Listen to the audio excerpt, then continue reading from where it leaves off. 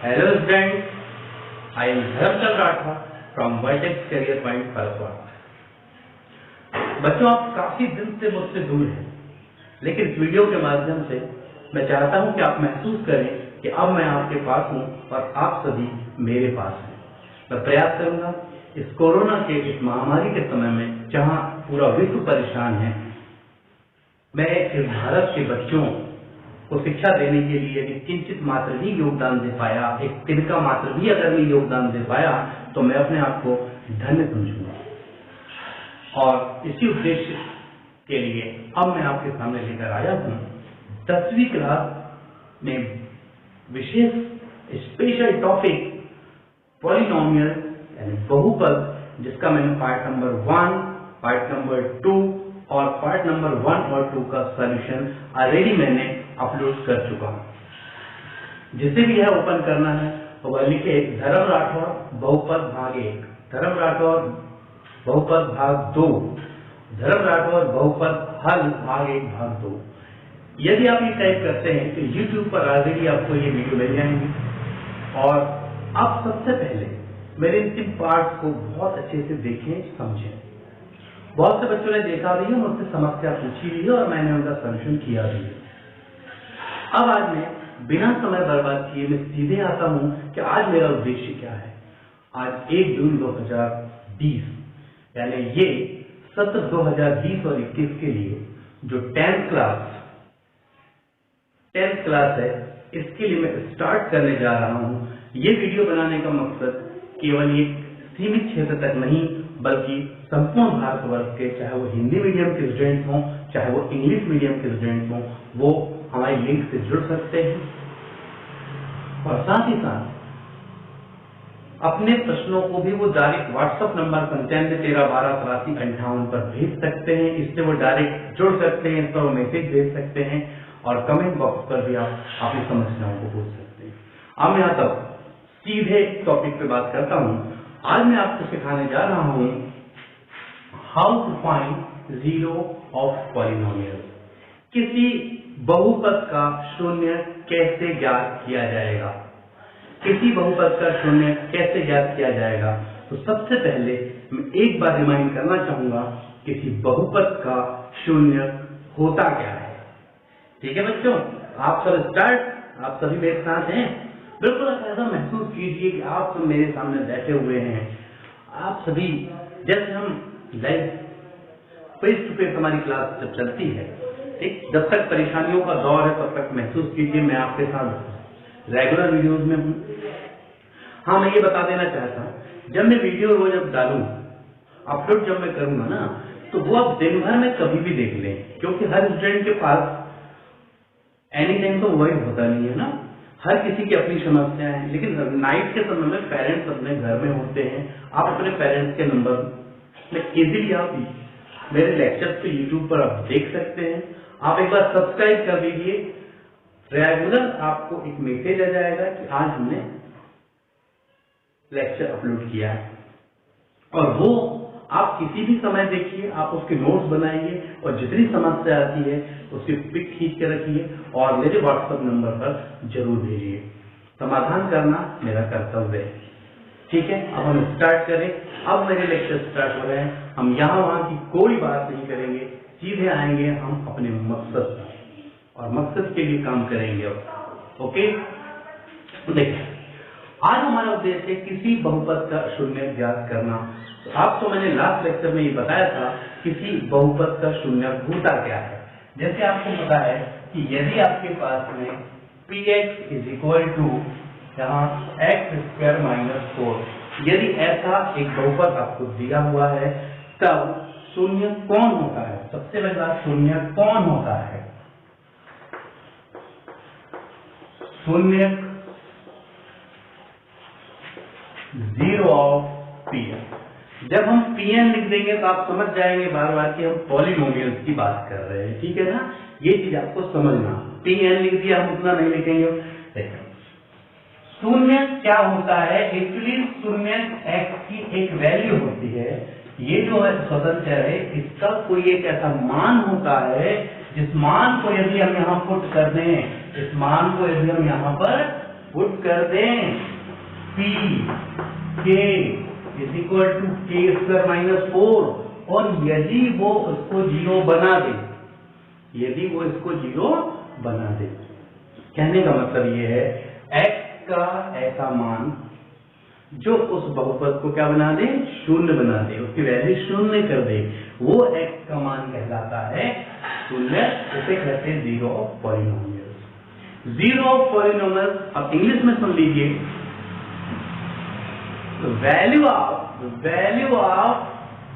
Independent variable, the value of independent variable which make the value of polynomial is zero, which make the value of polynomial is zero, that is called zero of polynomial। ठीक है, इसका मतलब ये होता है स्वतंत्र चर। ये कौन सा चर है आप बताएं? स्वतंत्र चर का ऐसा मान जो उस बहुपद के मान को शून्य कर दे तो शून्य कहलाता है। तब ये के अभी ज्ञात है क्या, हमें नहीं पता है ना, इसी के को कैसे ज्ञात किया जाएगा यही टेक्निक बताने के लिए आज मैं इस वीडियो के माध्यम से आज आप सभी के सामने हूं। वैसे इसका क्या होता बताइए तो, चलो इसी का ज्ञात करें हम। ठीक है,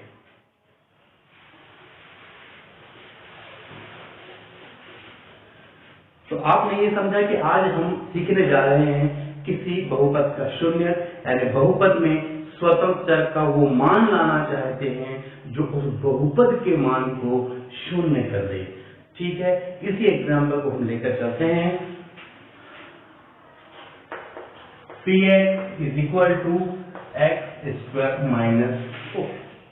ठीक है, हम क्या करना चाहते हैं, हम इसका शून्य ज्ञात करना चाहते हैं। पर मेरी बात याद रखना, आप शून्य बहुत अच्छे से तब कर पाएंगे जब आप उसका गुणनखंड अच्छा कर पाएंगे, फैक्टराइजेशन आप अच्छा कर पाएंगे।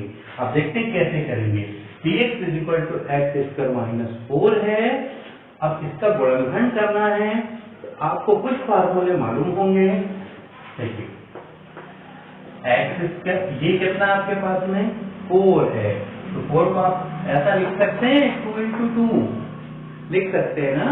इसका मतलब इसे और क्या लिख सकते हैं, 2 का स्क्वायर, तो आप लिख लेंगे 2 स्क्वायर। यहां तक कोई तकलीफ नहीं है। देखिए यहां आने के बाद आपको मैथमेटिक्स का एक फार्मूला आपको दिमाग में होगा जो आपने 7th क्लास में पढ़ा है। ठीक है, हम यूज करते हैं फार्मूला, कौन सा, A square minus B square is equal to A plus B A minus B. ये फार्मूला आप सभी को पता है, लेकिन ये बात ध्यान रखना, कुछ स्टूडेंट बहुत कंफ्यूज होते हैं सर ये प्लस पहले है कि माइनस बाद में, क्या आप टेंशन न लें। ये ए और बी है, ये एक कोष्टक में जुड़ेंगे और एक कोष्टक में घटेंगे।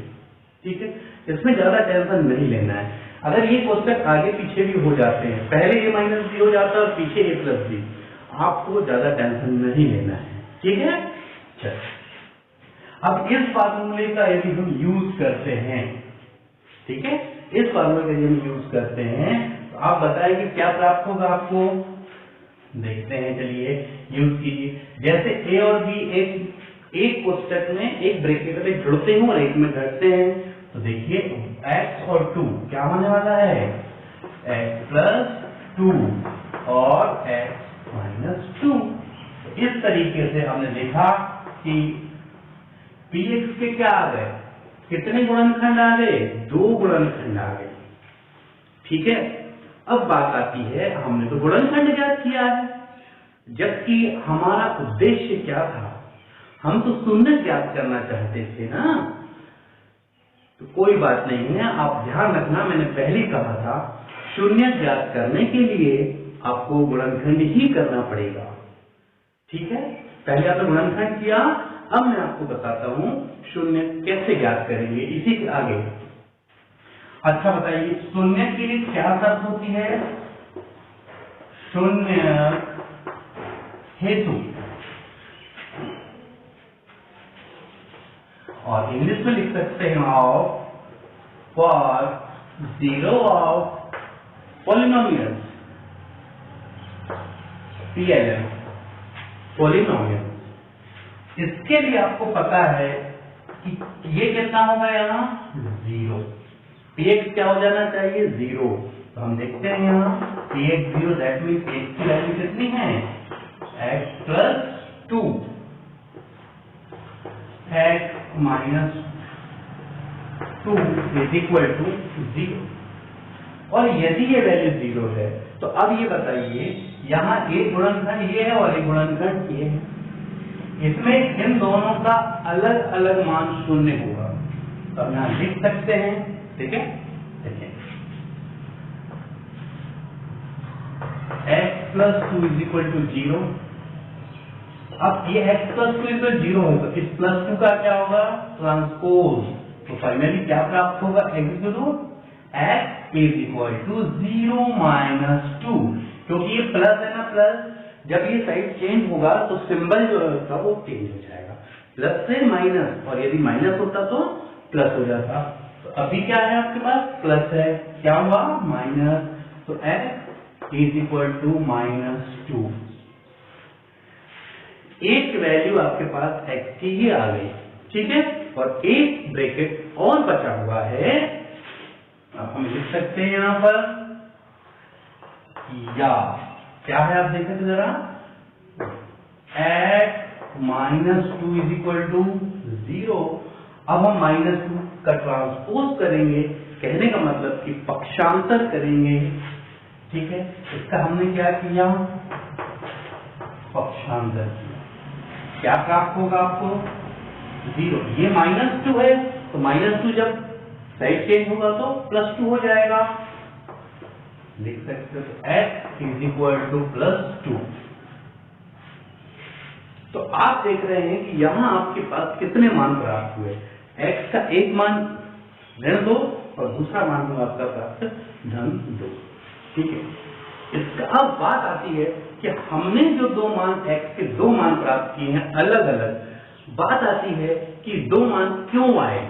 तो आप एक बात ध्यान रखेंगे, किसी भी दिए गए बहुपद में यदि अधिकतम घात 2 है तो उसके शून्य भी 2 होंगे, और यदि अधिकतम घात 3 होती तो शून्य भी 3 होते, अधिकतम घात यदि 1 होती तो शून्य भी 1 होता। हमारे इस प्रश्न में अधिकतम पावर कितनी है, 2 है ना, इसीलिए कितने आए आपके पास -2 और +2। ये बात क्लियर है। अब देखना ये है कि क्या हमने जो शून्य लाया है वास्तव में वो सही है, सही है। तो इसे चेक करते हैं एक बार हम कि हमने जो परिणाम लाया है वो सही है या नहीं है, ठीक है। इससे पहले कि चेक करें, आप स्क्रीनशॉट ले लें या इसे पॉज करके आप नोट करें,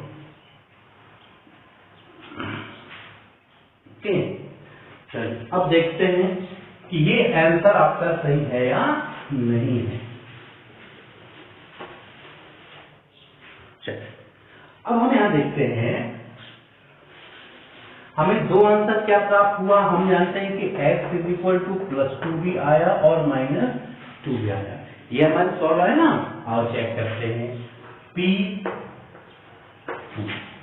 ये क्या कर रहे हैं हम, जांच, ठीक है। हम चेक कर रहे हैं कि हमारे आंसर जो है वो सही है नहीं है। तो 2, अब जैसे 2 है तो देखें 2 स्क्वायर -4, 2 का स्क्वायर होगा 4 - 4 0।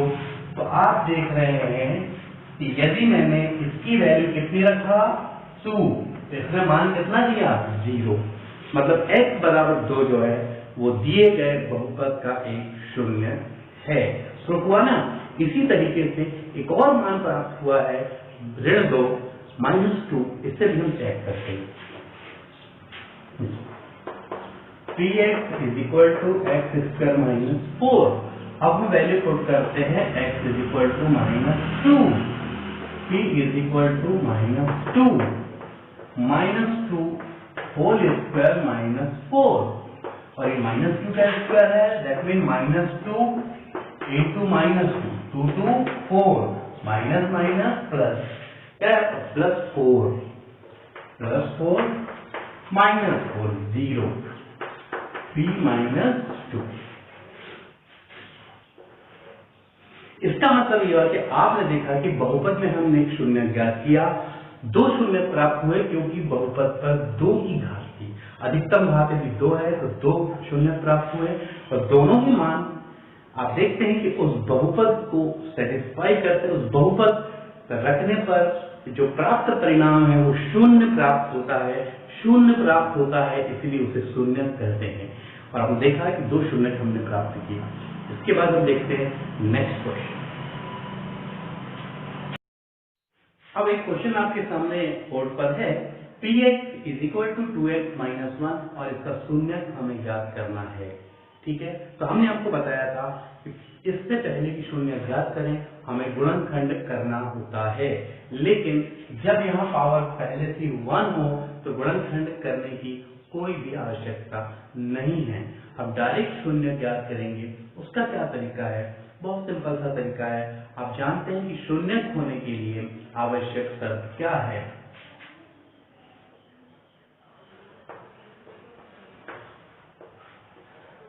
शून्य हेतु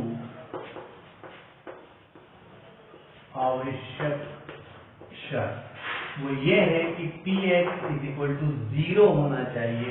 अब px की वैल्यू कितनी है? 2x। कहने का मतलब 2x - 1 = 0। इसका हम क्या करें? पक्षांतर करने पर या ट्रांसपोज करने पर, तो 2x = 0, ये -1 है, +1 लिख सकते हैं, 2x = 1। अब ये 2 आपके पास है, x = 1/2। ठीक है, इसका मतलब ये जो x = आप देख रहे हैं आगे, x = 1/2, ये जो है ये बहुपद का शून्य है। वास्तव में शून्य है नहीं, इसे जांच करना है, तो जांच करने के लिए हम कर सकते हैं ये जांच ये हुआ आपके पास, देखिए p 1/2 = अब यहाँ गौर से देखें, यहाँ 2 × 1/2 -1, तो 2 से 2 क्या हुआ? कैंसिल हुआ ना, तो क्या हुआ? 1 - 1 कहने का मतलब 0। तो आप देख रहे हैं कि p1/2 क्या प्राप्त हुआ? 0 प्राप्त हुआ। इसका ये मतलब है कि 1/2 इसका एक शून्य है, और एक ही शून्य क्यों आया है? क्योंकि इस पर अधिकतम पावर कितनी थी? 1 थी। ठीक है, इसी तरीके से यदि आपके पास कोई क्वेश्चन ऐसा हो 3 की पावर हो तो उसके शून्य भी 3 होंगे, यदि 4 की पावर हो तो शून्य 4 होंगे, 5 की पावर हो तो 5 होंगे। ठीक है, इसका मतलब शून्यों की जो संख्या है वो किस पर डिपेंड है? बहुपद के अधिकतम घात पर। तो इससे एक सारांश जो आता है वो सारांश हम लिख सकते हैं,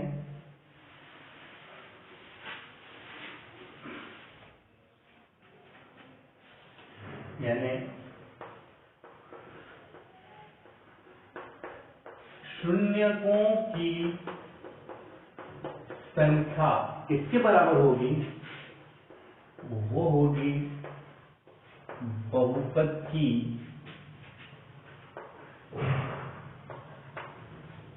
अधिकतम घात के बराबर। तो ये जो पॉइंट आपके पास आया है, ठीक, ये जो लिखा है शून्यकों की जो संख्या है वो बहुपद के अधिकतम घात के बराबर। कई बार क्या होता है, कुछ वैकल्पिक प्रश्न आते हैं, 1 नंबर का प्रश्न आता है और वो आपसे कुछ इस तरीके से पूछता है, ax² + 2bx + c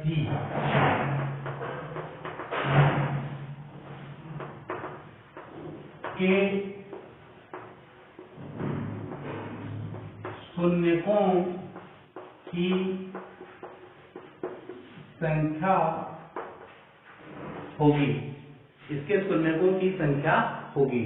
और इस तरीके से 4 ऑप्शन दिया रहता है, 1, सेकंड ऑप्शन 2, 3 और 4। ठीक है। अब जनरली मैक्सिमम बच्चे ये देखते हैं कि वो अंकों वाले क्वेश्चन ज्यादा करते हैं और वो सोचते हैं कि हल करें और निकालें, लेकिन आपको ये टेक्निक पता होना चाहिए। यहाँ शून्य ज्ञात करने नहीं कहा है, मेरी इस बात को आप बार बार रिमाइंड करें कि मैंने कहा है शून्यतों की जो संख्या है वो बहुपद की अधिकतम घात के बराबर होगी। आप देखें यहाँ बहुपद की अधिकतम घात कितने दिख रही है आपको? 2 ना, तो आंसर क्या होगा आपका? 2। ठीक है। अब ये तो हुआ शून्य कैसे ज्ञात करते हैं, कैसे जांच करते हैं, शून्य की संख्या कितनी होती है। ठीक है, ये नॉर्मल प्रश्न थे। अब हम लेकर चलेंगे इसके आगे कुछ ऐसे कठिन प्रश्न, ठीक है, 2 घात के कठिन प्रश्न जो आसानी से हल नहीं किए जा सकते। तो इससे पहले कि मैं आपको वो पार्ट दूं, आप निश्चित रूप से सबसे पहले इसके नोट बनाकर, जितना मैंने बनाया है इसके कॉपी में नोट बनाकर पिक लें और मेरे व्हाट्सएप नंबर 9713128358 पर सेंड करें। ठीक, और तब और किसी तरह की समस्या हो तो आप क्वेश्चन भी लिख सकते हैं। ये है पार्ट नंबर 4। अब मैं इसके बाद पार्ट नंबर 5 में शून्य ज्ञात करना ही लेकर आ रहा हूं, लेकिन कुछ कठिन प्रश्नों के साथ। कुछ बच्चों को लग रहा होगा सर आप थोड़ा सा स्लो चल रहे हैं। बेटा एक बात ध्यान रखना, 10वीं की क्लास जो होती है इसमें सभी प्रकार के बच्चे होते हैं। मुझे निचले स्तर के बच्चों से ऊपर तक के सारे बच्चों का सोचना है। ऐसा ना हो कि मैं निचले बच्चों को भूल जाऊं, और जबकि इन चीजों की जो सही आवश्यकता है उन बच्चों तक ही है, उन बच्चों के लिए ही है जो अब तक की पुरानी गलती करके आए हैं। तो मेरे वो सारे बच्चे जो कहीं ना कहीं कमजोर हैं, लेकिन एक बात बता दूं, कमजोर आप नहीं हैं, कमजोर आपकी सोच है। आपने 1 to 9 तक कई गलतियां की होंगी, लेकिन गलतियों से ही इंसान सीखता है। उन गलतियों को छोड़ें, आज आप मेरे साथ जुड़े, मेरा साथ आपको मिलेगा, प्यार से मिलेगा। आप जितने क्वेश्चन कर सकते हैं मैं आपको बताऊंगा। ठीक है, ये मेरा कर्तव्य भी है और ये मेरी इच्छा भी है, लेकिन आप कितना मेरा उपयोग करना चाहते हैं ये तो डिपेंड करता है आप पर। ठीक है, आप अपने आप को बिल्कुल भी अलग न समझें। मैं जितने भी दूर आपके साथ हूं, बिल्कुल आपके दिल के करीब हूं। आप पर मेरा वीडियो देखते रहें, अच्छे से समझें, नोट्स बनाएं, जो तकलीफ जाती है वो मुझ तक आप भेजें। अब मैं आऊंगा नेक्स्ट पार्ट नंबर 5 में।